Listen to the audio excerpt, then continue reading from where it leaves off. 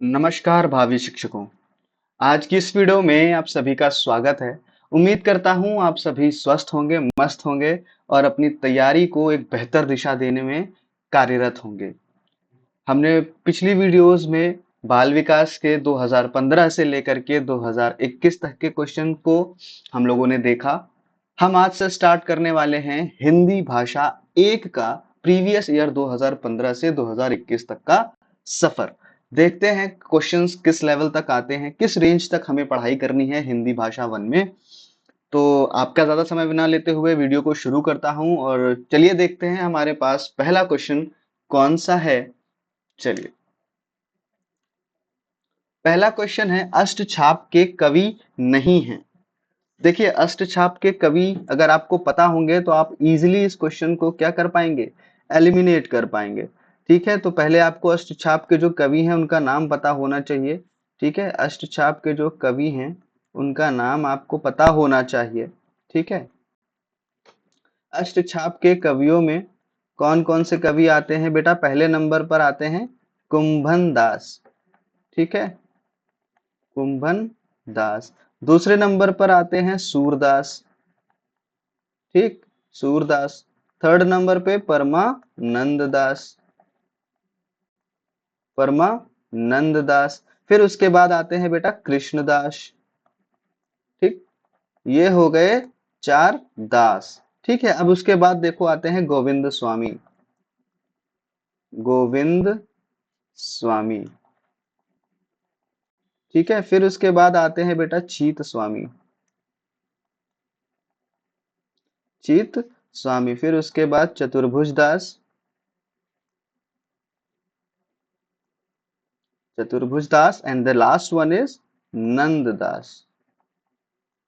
ठीक, चार हो गए दास हमारे पास एंड देन उसके बाद गोविंद स्वामी, चीत स्वामी, चतुर्भुज दास एंड नंद दास। ये आठ कवि अष्टछाप के कवियों में सम्मिलित हैं। अब देखिए इनमें से एलिमिनेट कर लीजिए कौन कौन से ऑप्शन जो है वो मैच कर रहे हैं। कृष्णदास है बेटा इसमें, है ना, कृष्णदास हैं। परमानंद दास भी हैं, नंद दास भी हैं, है नंददास भी हैं, लेकिन नाभादास नहीं है। नाभादास नहीं है, इसलिए यही आंसर जो है वो हमारा करेक्ट हो जाएगा कि अष्टछाप के कवियों में नाभादास को सम्मिलित नहीं किया जाता है। ठीक है, चलिए क्वेश्चन नंबर 2 देखते हैं। आचरण की सभ्यता किसका निबंध है? आचरण की सभ्यता किसका निबंध है? महावीर प्रसाद द्विवेदी जी का है, सरदार पूर्ण सिंह का है, रामचंद्र शुक्ल का है, या फिर अयोध्या सिंह उपाध्याय हरिऔध जी का है। ठीक, आचरण की सभ्यता अगर हम देखें तो सरदार पूर्ण सिंह का निबंध है। किसका है बेटा? सरदार पूर्ण सिंह का। इनके कुछ अन्य निबंध भी आते हैं जिनके बारे में आपको जानना बहुत जरूरी है बेटा। जिसमें पहला आता है मजदूरी और प्रेम। मजदूरी और प्रेम।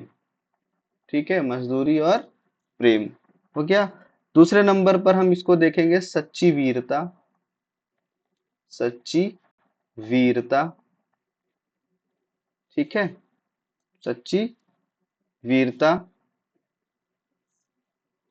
उसके बाद आती है बेटा, रुकिए,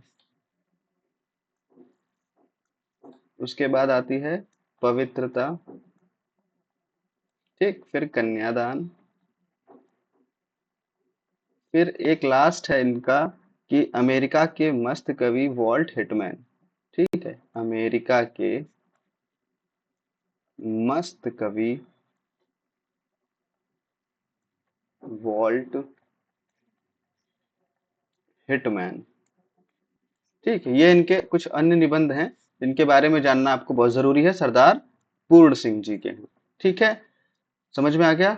चलिए, जो वाणी द्वारा व्यक्त ना किया जा सके, जो वाणी द्वारा व्यक्त ना किया जा सके बेटा, आत्म साक्षात्कार तो बिल्कुल भी नहीं होगा, स्वानुभूति भी नहीं, अनिर्वचनीय। हाँ, जो वचनों द्वारा या फिर वाणी द्वारा व्यक्त ना किया जा सके वो अनिर्वचनीय होगा। ठीक, आत्म साक्षात्कार किसको कहते हैं बेटा? जो वाणी द्वारा व्यक्त ना किया जा सके, नहीं, उसको कहेंगे जो स्वयं के बारे में जिसको ज्ञान होगा। ठीक है, स्वानुभूति क्या होता है? जब किसी वस्तु की स्वतः अनुभूति होती है।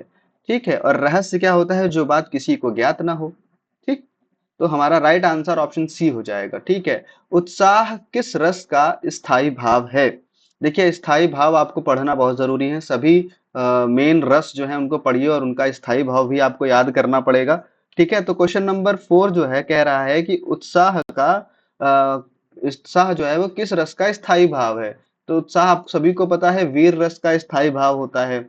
ठीक है, चलिए इसको थोड़ा और एक्सप्लेनेशन से समझ लेते हैं। यहाँ पर हमारे पास कुछ रस और स्थायी भाव दिए गए हैं जो कि आपको समझना है। श्रृंगार रस का स्थायी भाव बेटा क्या होता है? रति। हास्य रस का हास, करुण रस का शोक, रौद्र रस का क्रोध, वीर रस का उत्साह, भयानक रस का भय, विभत्स का जुगुप्सा या फिर घृणा, अद्भुत का विस्मय होता है बेटा, शांत का निर्वेद, वात्सल्य का वत्सलता, भक्ति का ईश्वर विषयकरित या फिर प्रयान प्रयान रस का स्नेह होता है।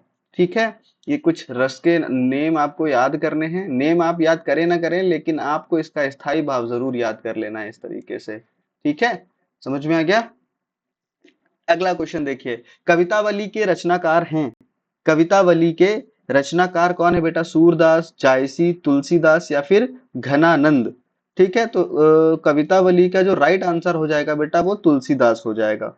ठीक है, बात बात समझ में आ गई? ये ब्रज भाषा में तुलसीदास द्वारा रचित है। ठीक है, ब्रज भाषा रचित है किसके द्वारा बेटा? तुलसीदास जी के द्वारा। ठीक है, ब्रज भाषा में रचित है। चलिए, समझ में आ गया बेटा कवितावली किसकी है? तुलसीदास जी की है, जो कि ब्रज भाषा में रचित है। भूषण किस काल के कवि हैं? वीर गाथा काल, भक्ति काल, रीति काल या फिर आदि काल? तो भूषण जो है बेटा वो रीति काल के कवियों में शामिल किए जाते हैं, जिनका जो टाइम पीरियड था बेटा वो 1613 से 1715 तक चला था। ठीक है, रीति काल का। ठीक, विनय पत्रिका की भाषा कौन सी है? विनय पत्रिका की भाषा कौन सी है? ठीक है, अच्छा इसमें मैं आपको कुछ इनकी जो मेन गीत काव्य हैं वो भी आप इनको देख लीजिए, प्रमुख काव्य हैं। पहले नंबर पर आता है बेटा शिव बावनी। ठीक, भूषण के हैं ये सब। शिव बावनी हो गया बेटा। ठीक है, दूसरे नंबर पर आता है छत्रसाल दशक, जो कि बहुत बार पूछा भी जा चुका है। छत्रसाल दशक। ठीक है, शिव बावनी और छत्रसाल दशक ये क्या है बेटा? प्रमुख काव्य हैं किसके? भूषण जी के हैं। प्रमुख काव्य हैं किसके? भूषण जी के हैं। ठीक है, विनय पत्रिका की भाषा कौन सी है? विनय पत्रिका की भाषा बेटा ब्रजभाषा है। ठीक है, अवधि खड़ी बोली नहीं। विनय पत्रिका ये एक गीति काव्य है। क्या है बेटा? गीति काव्य, जिसकी भाषा कैसी है? ब्रिज भाषा है। ठीक है, बात समझ में आ गई? चलिए देखिए, ट वर्ग में किस प्रकार के व्यंजन आते हैं? कंठ, तालु, मूर्धा या फिर दंत्य? देखिए, आपको वर्ग पता होना चाहिए। क, ठीक है, क, च, ट,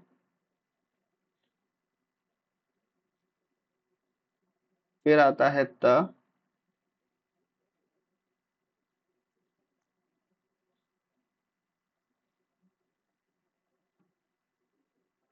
प। ठीक है, क, च, ट, त, प। ये वर्ग है हमारे पास। इसमें क वर्ग जो है वो कंठ से आता है। ठीक, च वर्ग तालु। इसको चलिए एक्सप्लेनेशन के जरिए समझ लेते हैं। देखिए, क वर्ग जो आता है बेटा कहाँ से आता है? कंठ से आता है। ठीक, च वर्ग कहाँ से आता है? तालु से आता है। ठीक, मूर्धा जो है वो ट वर्ग में सम्मिलित किया जाता है। जो हमारा क्वेश्चन भी हमसे क्या पूछ रहा है कि ट वर्ग जो है वो किस प्रकार के व्यंजनों में शामिल है? कंठ, तालु, मूर्धा या फिर दंतोष? तो आपका आंसर क्या हो जाएगा बेटा? ये मूर्धन्य से संबंधित है। तो इसका आंसर ऑप्शन सी हो जाएगा। लेकिन आप इसको और भी अच्छे से समझिए, दंत जो है वो त वर्ग आते हैं। वत्स वर्ण यानी दंत मूल से जो निकलते हैं, यानी इनको नाला रसा बोलते हैं। ठीक, ओष्ठ में आपको पता है प फ ब भ म, जिनको बोलते समय हमारे दोनों होंठ आपस में टच हो जाते हैं। ठीक है, प फ ब भ म, क्योंकि बच्चे भी सबसे पहले यही वर्ग को बोलना स्टार्ट करते हैं। जैसे म बोलते हैं सबसे पहले ना, वर्ड बोलते हैं। पानी को भी क्या बोलेंगे? मम बोलेंगे। क्योंकि ये वर्ड सबसे आसान वर्णों में शामिल है। दंतोष्ठ में आता है बेटा व और फ, ठीक, और स्वर यंत्रीय में ह आता है, जिनको ऊष्म व्यंजनों में भी सम्मिलित किया जाता है। ठीक है, तो ट वर्ग में जो है वो मूर्धन्य व्यंजन से संबंधित है। चलिए, अंधेर नगरी के लेखक हैं। आप सभी जानते हैं अंधेर नगरी एक कहानी आई थी, वो सब हमने पढ़ रखी है हम लोगों ने बचपन में, भारतेंदु हरिश्चंद्र की है। ठीक है, किसकी है? भारतेंदु हरिश्चंद्र की है। आदिकाल में पहेलियां लिखने वाले कवि थे। आदिकाल में पहेलियां बेटा आप सभी जानते हैं अमीर खुसरो को। ठीक है, यही पहेलियां लिखते थे। ओके, तो इसका राइट आंसर, क्वेश्चन नंबर 10 का right answer option number B हो जाएगा। पेड़ से बंदर कूदा। अब एक पेड़ से पत्ता गिरा। ठीक है, आप सभी जानते हैं से, यहाँ पर जो से यू वर्ड यूज हो रहा है, ये कौन सा से है? अपादान से अलग होने वाला है ना। इसको एक बार अच्छे से समझते हैं। देखिए, कर्ता ने कर्म को करण से के द्वारा संप्रदान को अपादान से अलग होने के संबंध में। अलग होने का मतलब क्या है? पेड़ से अब पत्ता जो है वो अलग हो गया, टूट के गिर चुका है। पेड़ पर बंदर बैठा हुआ था, अब उससे भी वो पेड़ से कूद चुका है, उससे अलग हो चुका है। तो से अलग होने के संबंध में अगर से लगा हुआ है तो वो किस में आ जाएगा बेटा? अपादान कारक में आ जाएगा। संबंध कारक क्या होता है? का, की, के, रारी, रे। ठीक, अधिकरण में पर, और संबोधन कारक में हे, अहो, अजी, अरे, ये सारे वर्ड्स सम्मिलित किए जाते हैं। ठीक है, तो हमारे क्वेश्चन का राइट आंसर हमें मिल चुका है। क्वेश्चन नंबर 11 का right answer option number A, अपादान कारक होगा। बात समझ में आ गई? चलिए, अगला देखिए, श्रृंगार रस का स्थायी भाव है। हम लोगों ने अभी इस सारे पढ़े हैं रस पीछे। ठीक है, तो श्रृंगार रस का बेटा क्या होता है? रति या फिर प्रेम। ठीक है, बात समझ में आ गई? चलिए, क्वेश्चन नंबर 13 की तरफ बढ़ते हैं। इसका ज्यादा एक्सप्लेनेशन मैंने इसलिए नहीं दिया क्योंकि ये हम पहले भी पढ़ चुके हैं, अभी पिछले ही 2-3 क्वेश्चन हुए हैं। निम्नलिखित में तद्भव शब्द है भ्रमर, अग्नि, मस्तक या फिर मछली। बताइए, निम्नलिखित में से तद्भव शब्द कौन सा है? भ्रमर, अग्नि, मस्तक। ये वर्ड देखिए तीनों संस्कृत के हैं, बट ये हिंदी का लग रहा है। क्यों? ऐसा इसलिए है बेटा क्योंकि यही वर्ड जो है वो तद्भव शब्द है। ठीक है, बाकी सब क्या है? तत्सम है। बात समझ में आ गई? चलिए, क्वेश्चन नंबर 14 की तरफ बढ़ते हैं। चौपाई छंद के प्रत्येक चरण में कितनी मात्राएं होती हैं? आप सभी को पता है बेटा, चौपाई क्या होती है? चौपाई एक सममात्रिक छंद होती है। क्या होती है? सममात्रिक छंद होती है। सममात्रिक छंद होती है जिसके प्रत्येक चरण में कितनी मात्राएं आती हैं? 16 मात्राएं आती हैं। 16 मात्राएं आने के साथ साथ लास्ट में, अंत में दो गुरु वर्ण भी आते हैं। अंत में दो गुरु वर्ण, अंत में क्या आते हैं बेटा? दो गुरु वर्ण आते हैं। गुरु वर्ण आते हैं। और लास्ट में जगड़ और तगड़ नहीं आना चाहिए। सॉरी,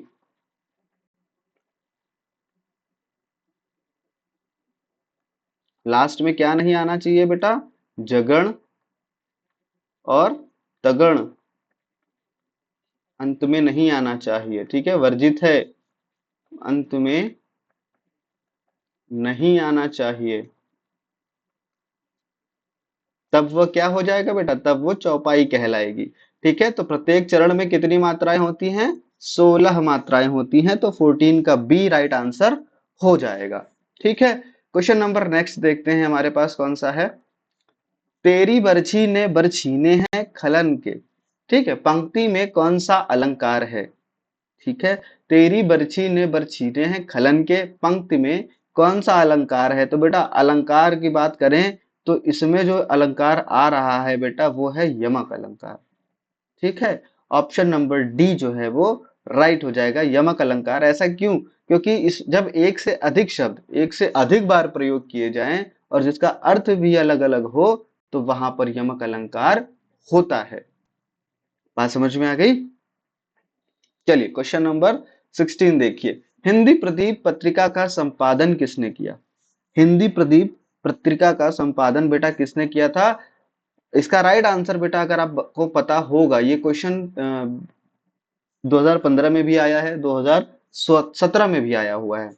ठीक है, तो बाल कृष्ण भट्ट जो है वो इसका राइट आंसर हो जाएंगे। इन्होंने बेटा 1877 में प्रकाशित किया था इसको। कब किया था बेटा? 1877 में प्रकाशित हुई थी हिंदी प्रति। ठीक है। अच्छा, बद्री नारायण चौधरी प्रेमघन की बात करें अगर, इसको हम अच्छे से लिखें ताकि सब आ जाए, है ना।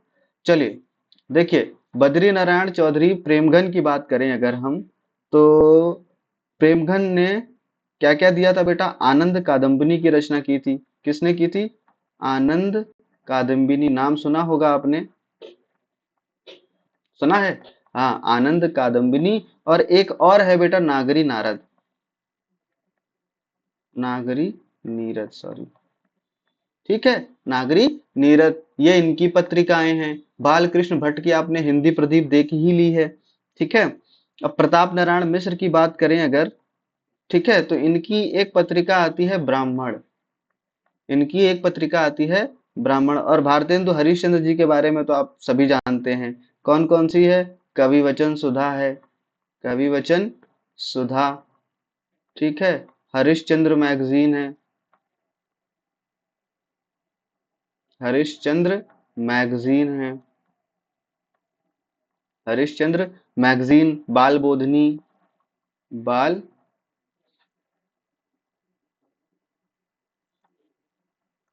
बहुत टेक्निकल इशू ले रहा है, बाल बोधनी। ठीक है, बाल बोधनी का ये किसकी है बेटा? भारतेंदु हरिश्चंद्र जी की है। बात समझ में आ गई? सबके बारे में हमने बात कर ली क्योंकि एक्सप्लेनेशन के साथ पढ़ना है। सूर्योदय शब्द का संधि विच्छेद बताइए।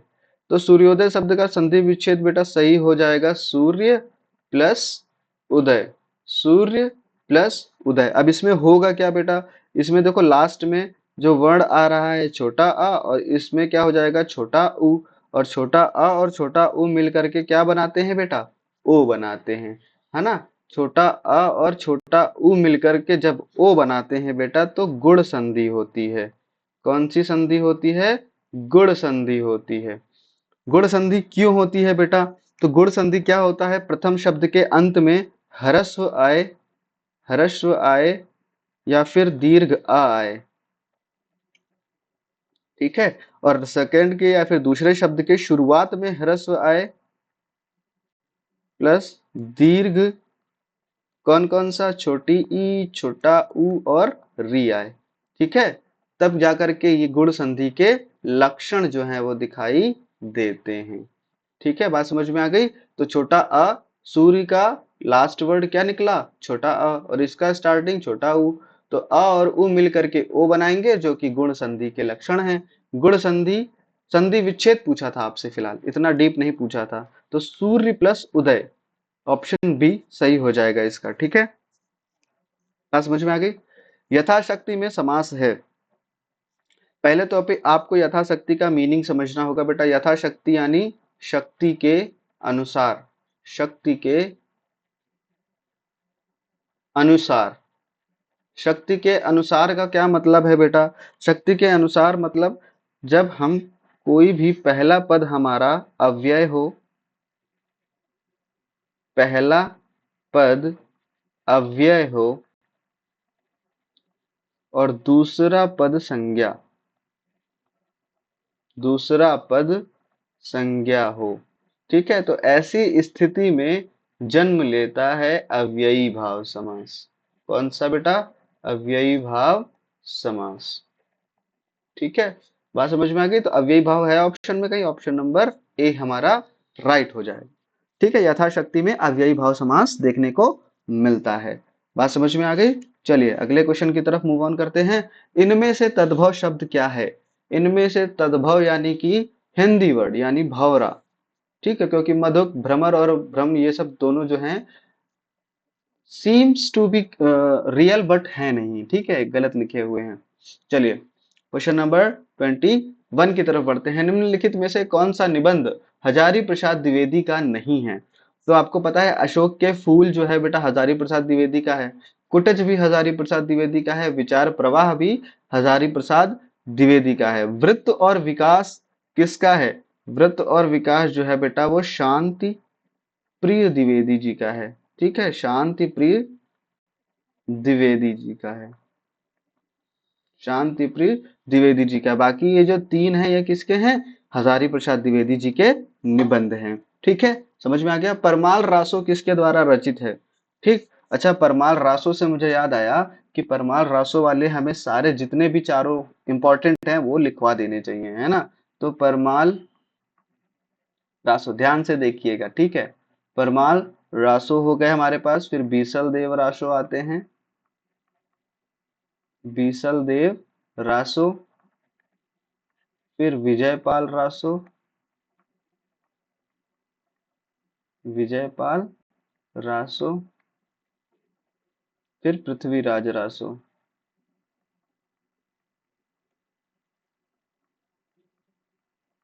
ठीक है, ये चार हमारे पास इंपॉर्टेंट टॉप वो हैं। फिर उसके बाद बेटा इनका परमाल रासो किसकी है? जगनिक की है। किसकी है बेटा? जगनिक की है। फिर उसके बाद अगर हम बात करें बीसल देव रासो, बीसल देव रासो बेटा किसकी है? नरपति नाल की है। किसकी है? नरपति नाल। ठीक है, विजयपाल रासो जो है बेटा वो नल सिंह में लिखी है, नल सिंह। ठीक है, और पृथ्वीराज रासो आप सभी को पता है बेटा, चंद्र बरदाई।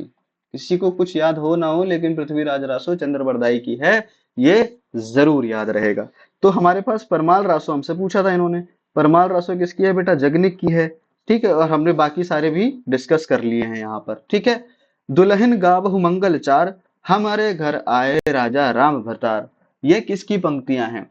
तुलसीदास जी की हैं, कबीरदास जी की हैं, सूरदास जी की हैं, या देव देव जी की हैं? ठीक है, तो ये बताइए, कबीरदास जी का ये दोहा, ये एग्जाम्पल सभी ने पढ़ रखा है। ठीक है, चलिए हम इसको एग्जाम्पल्स के साथ पढ़ते हैं।